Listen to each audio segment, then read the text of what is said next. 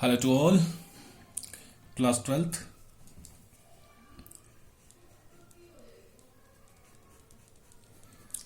Today is our topic Young's double slit experiment. Young's double slit experiment. चलिए क्या करते हैं यंग डबल स्लिट एक्सपेरिमेंट में। हमने इंटरफेरेंस पढ़ा था कि whenever light plus light is equal to light and when will be the light plus light equal to no light. तो यंग नाम के एक साइंटिस्ट ने क्या किया था, in this we will see the interference of light in practical way. In this experiment,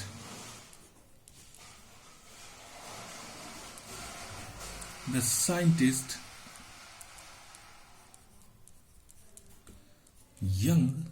Michael Young, take a source S from which light passes through, from which light will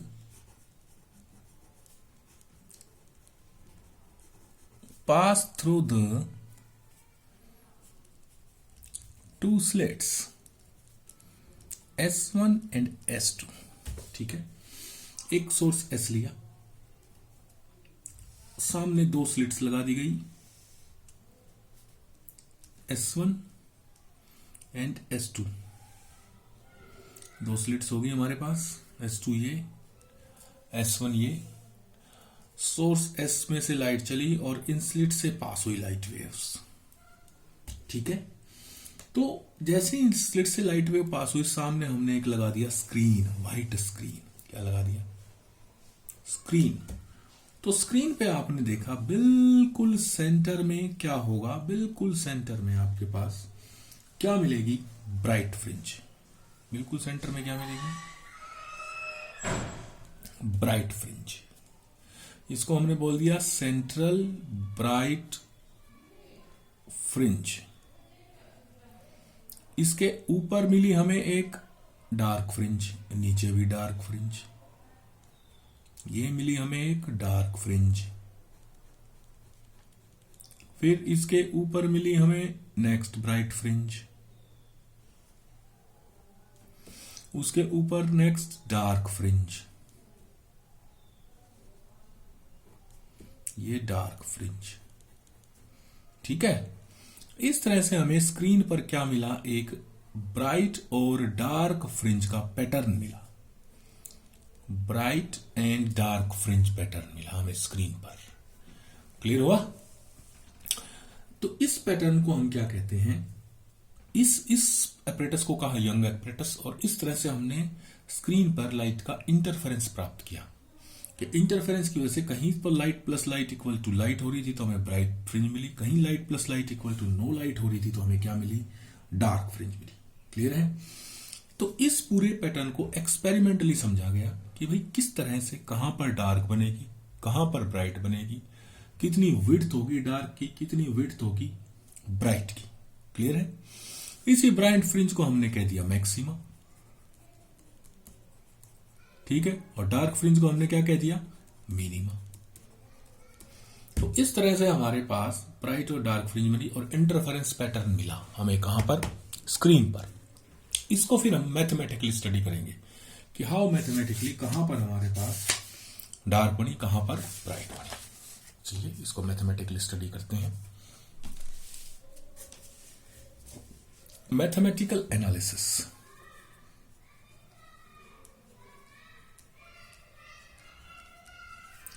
Mathematical analysis of Young's experiment. Young's के experiment की हमने क्या की है, mathematical analysis करते हैं। चलिए, एक सोर्स लिया S, दो सोर्स लिया हमने S1 और S2, source sorry slits, S1 S2 separated by A distance small d। इनसे कैपिटल D डिस्टेंस पर हमने क्या रख दिया, एक स्क्रीन रख दिया। कितने डिस्टेंस पर, कैपिटल D डिस्टेंस पर। मैं इन सोर्स से एक लाइन खींच दूं ऐसे, इसलिए अभी बता देंगे वो आपको। एक खींच दी मैंने ऐसे, और सेंटर से एक लाइन ये खींच दी ऐसे, ये सेंटर है। हमने जब इसको थ्योरेटिकली स्टडी किया तो हमें पता चला था सेंटर पे क्या है, ब्राइट फ्रिंज है, और ऊपर डार्क, फिर ब्राइट, फिर डार्क, फिर ब्राइट, फिर डार्क। तो हम कोई एक पॉइंट कंसिडर कर लेंगे अपनी तरफ से, पॉइंट P। हमने कोई एक पॉइंट कंसिडर कर लिया, पॉइंट P, और ये पता करेंगे यहां पर डार्क है या ब्राइट है, और ये पॉइंट P सेंटर से कितनी दूर है, x डिस्टेंस दूर है। कितनी दूर है सेंटर से, x डिस्टेंस दूर है। क्लियर? तो हम ये पता करेंगे कि भाई ब्राइट है या डार्क है। तो ब्राइट और डार्क का कैसे पता चलेगा, S1 से रे ऑफ लाइट चली और P पॉइंट पर पहुंच गई। S2 से भी रे ऑफ लाइट चली और कहां पहुंची, P पॉइंट पर पहुंची। अब हमको स्पष्ट दिख रहा है, साफ दिख रहा है, S2 से जो ray of light P point तक गई उसने ज्यादा पाथ ट्रेवल किया है बजाय S1 से जो P तक पहुंची है। तो पहले हम दोनों रेज का पाथ डिफरेंस निकालेंगे। क्या निकालेंगे, path difference. Let two light waves from S1 and S2 reach to point P, then path difference between S1P and S2P, इन दोनों के बीच में पाथ डिफरेंस कितना है।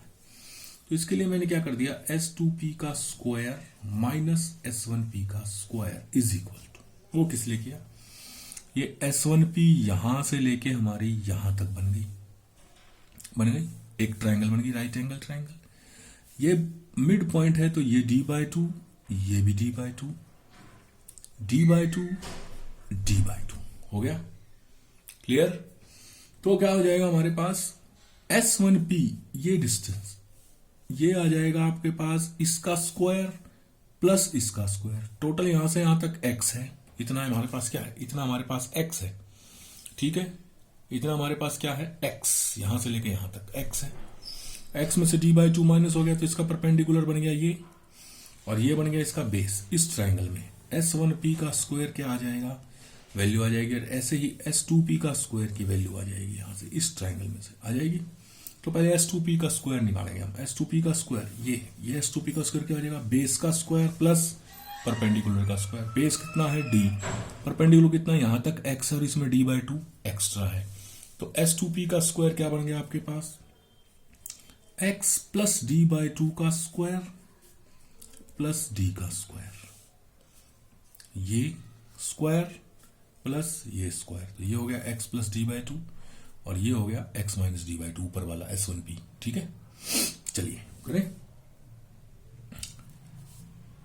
माइनस S1P का स्क्वायर, ये S1P है, ये ट्राइंगल आ गया हमारे पास। इसमें ये हो गया x माइनस D/2 का स्क्वायर प्लस D का स्क्वायर। इनको ब्रैकेट्स में मैं क्या कर देता हूं, बंद कर देता हूं। ठीक है, x माइनस D/2 का स्क्वायर प्लस D का स्क्वायर इस ट्राइंगल से आ गया हमारे पास। तो अब हम इसको ओपन कर देंगे। इसको कर दिया मैंने S2P प्लस S1P और S2P minus S1P, a plus B का स्क्वायर, a माइनस बी का स्क्वायर हो गया। चलिए इसको ओपन कर देते हैं। x प्लस D/2 का स्क्वायर प्लस D स्क्वायर, इसको ओपन कर दिया, x square D square by 4 plus 2x D/2 plus D square हो गया। बीच में माइनस का साइन है, ये रहा, इसको खोलते हैं, x square D square by 4 minus 2x D/2 plus D square. ठीक है, माइनस को अंदर ले जाते हैं, S2P plus S1P S2p minus S1p is equal to x square plus D square by 4 plus 2 से 2 cancel, x D plus D square minus x square minus D square by 4, 2 से 2 cancel, plus x D minus D square, x square D square by 4 D square, x square D square by 4 D square cancel हो गया। हमारे पास क्या बच गया? S2p minus S1p, path difference. S2p minus S1p path difference आ गया। Path difference आएगा किसके बराबर? XD plus XD 2XD upon ये नीचे आ जाएगा, ये वाला नीचे आ जाएगा, S2p प्लस S1p। ठीक है, अब देखिए ये S1p या ये S2p, ये एक्सपेरिमेंट बहुत करते हैं जब हम, ये बहुत पास होते हैं। तो दिस S1p और S2p लगभग स्ट्रेट डिस्टेंस के इक्वल होंगे, यानी किसके इक्वल होंगे? D के इक्वल होंगे लगभग। ठीक है, तो हम क्या कर देंगे? Is equal to 2XD by D plus D 2XD by 2D, then path difference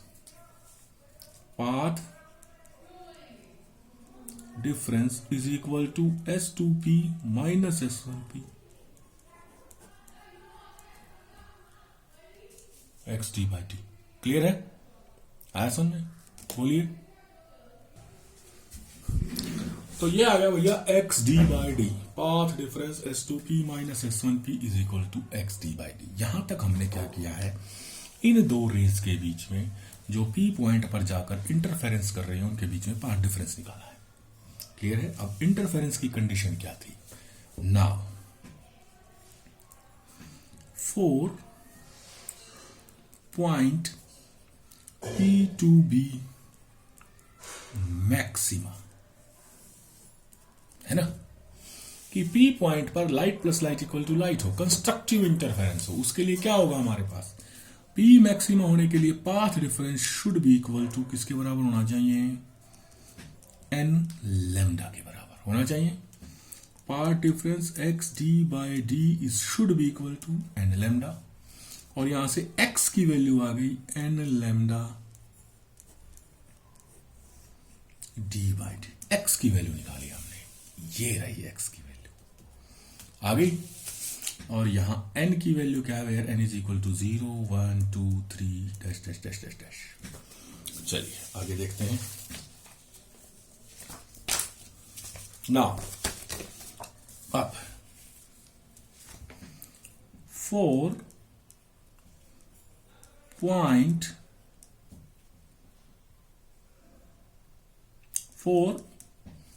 first order maxima, यानी पहला मैक्सिमा कहां आएगा? पहला light plus light equal to light कहां आएगा? पहली ब्राइट फ्रिंज कहां आएगी? n की वैल्यू क्या होनी चाहिए? 0। x should be equal to 0 into में lambda d by D is equal to 0। x की वैल्यू 0 पर आएगी। अब आ जाइए, ये सेंटर पॉइंट था O, यहां से P पॉइंट की दूरी थी x की वैल्यू 0 यानी ये घट के कहां जाएगा? सेंटर पे। तो पहली ब्राइट फ्रिंज कहां आएगी? सेंटर पे आएगी, है ना। और यही हमने निकाला था पहले वाले केस में, निकाला था ना कि पहली ब्राइट फ्रिंज कहां आई थी हमारी? सेंटर पे ही आई थी, हमने निकाला था। ये फर्स्ट ब्राइट फ्रिंज कहां आई थी? सेंटर पे, जिसको हमने कहा था central maxima.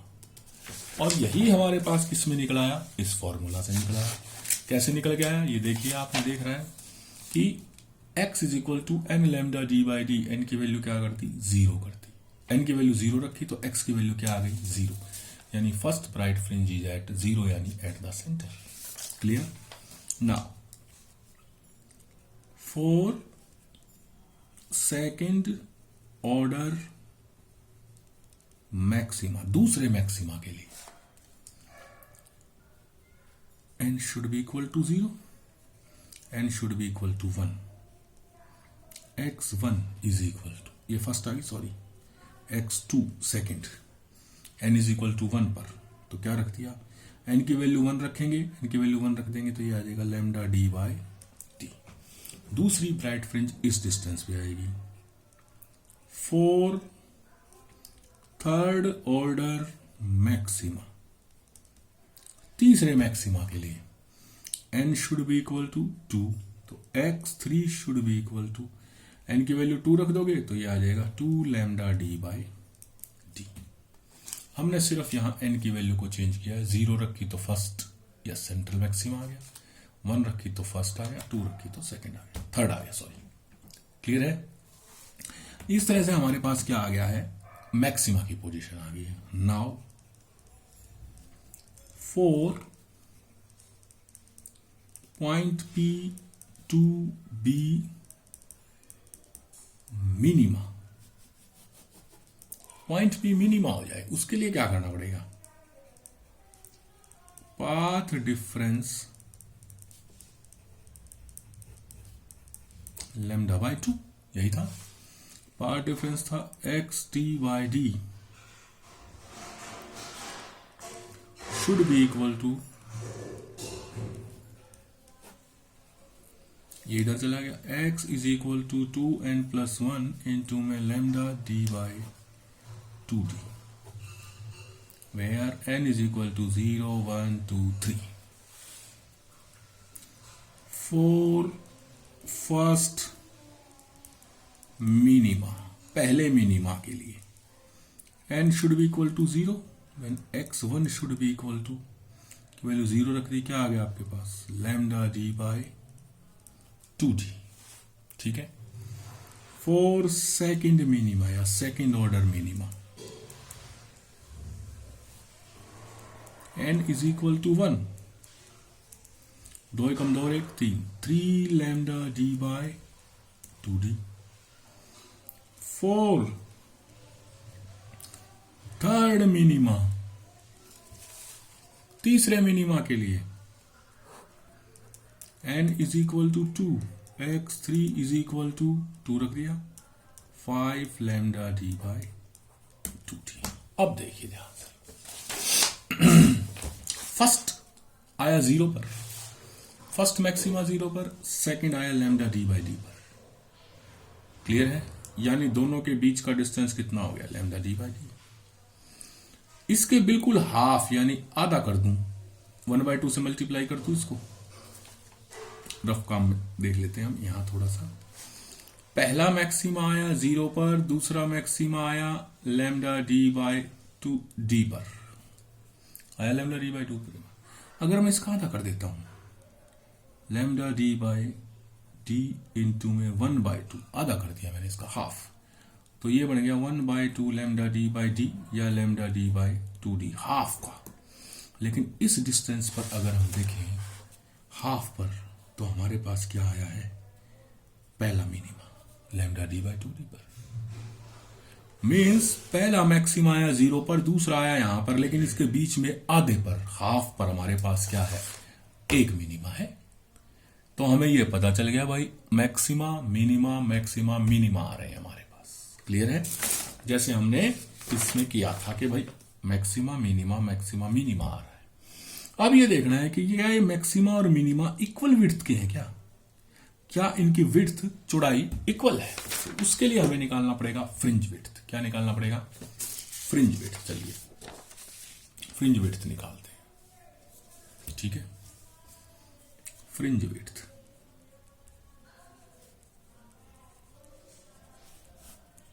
it is the distance between two consecutive dark और ब्राइट फ्रिंज। दो लगातार डार्क और ब्राइट फ्रिंज के बीच का डिस्टेंस क्या कहलाएगा, फ्रिंज विड्थ। तो पहला 4 ब्राइट फ्रिंज लेते हैं।